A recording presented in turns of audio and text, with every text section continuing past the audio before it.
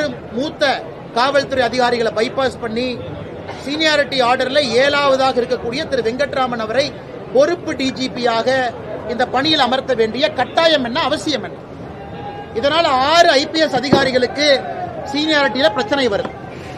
குறிப்பாக சீமா அகர்வால் அவர்கள், சந்தீப் ராய் ரத்தோர் அவர்கள், அபய்குமார் சிங் அவர்கள், வன்னிய பெருமாள் அவர்கள், ராஜீவ்குமார் அவர்கள், பிரமோத்குமார் அவர்கள், இவங்க எல்லாமே 6 பேர் இதுக்கு மேல இருக்காங்க.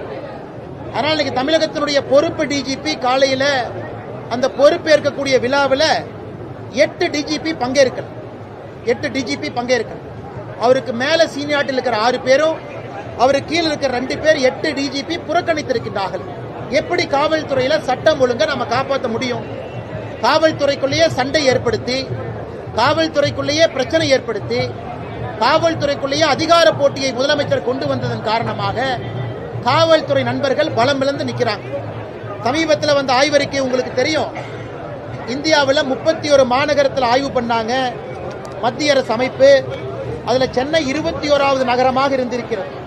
அதாவது பெண்களுக்கு பாதுகாப்பு இருக்கக்கூடிய நகரமாக NARI 2025 அமைப்பு நடத்தியிருக்கக்கூடிய ஆய்வறிக்கையின்படி சென்னை மாநகரம் 31 நகரத்தில் 21வது நகரம் தான் பாதுகாப்பு. 6 பெண்கள் 6% 100க்கு அவங்க மட்டும்தான் மிக பாதுகாப்பாக இருக்கின்றோம். 46 பேர் பாதுகாப்பா இருக்கிறோம். 48% பெண்கள் நாங்க பாதுகாப்பாவே இல்லைன்னு சொல்லியிருக்கிறாங்க. இதையெல்லாம் திமுக அரசு வெட்கி தலைகுனியணும். இந்த லட்சணத்துல காவல்துறைக்குள்ள சண்டனையும் பிரிவினைவாதத்தையும் ஏற்படுத்தி எடுத்திருக்கக்கூடிய முதலமைச்சர் மு க ஸ்டாலின் அவர்களுக்கு கடுமையான கண்டனங்கள். எங்களை பொறுத்தவரை இது இல்லீகல். பொறுப்பு டிஜிபி என்கின்ற பொறுப்பே இது ஒரு இல்லீகலான வேலை. சட்டத்தில் இதுக்கு இடம் கிடையாது. அதனால் உடனடியாக இதை மாற்றி போர்க்கால அடிப்படையில் UPSCக்கு 5 பேர் லிஸ்ட் அனுப்பி UPSC கொடுக்கிற 3 பேர்த்துல ஒருவரை தமிழகத்தினுடைய டிஜிபியாக அறிவிக்கணும். இல்லை என்றால் இந்த அரசு போலீஸ்லயும் அரசியலை கலந்துவிட்டு நஞ்சை பாய்ச்சி பொதுமக்களுடைய பாதுகாப்புக்கே பிரச்சனை ஏற்படுத்தி கொண்டிருக்கின்றார். நான் தொடர்ந்து குற்றம் சாட்டுறேன். இன்னொரு குற்றம், அரசு பள்ளியில மாணவர்கள் குறைந்து கொண்டிருக்கின்றார்கள். இந்த ஆண்டு ரிப்போர்ட் வந்திருக்கு.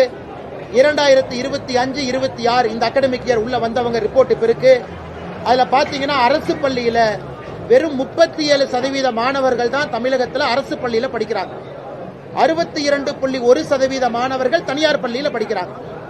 இதற்கு முன்பு 2023-24 ஆய்வறிக்கை எடுத்தீங்கன்னா 42% குழந்தைகள் அரசு பள்ளியில படிச்சாங்க.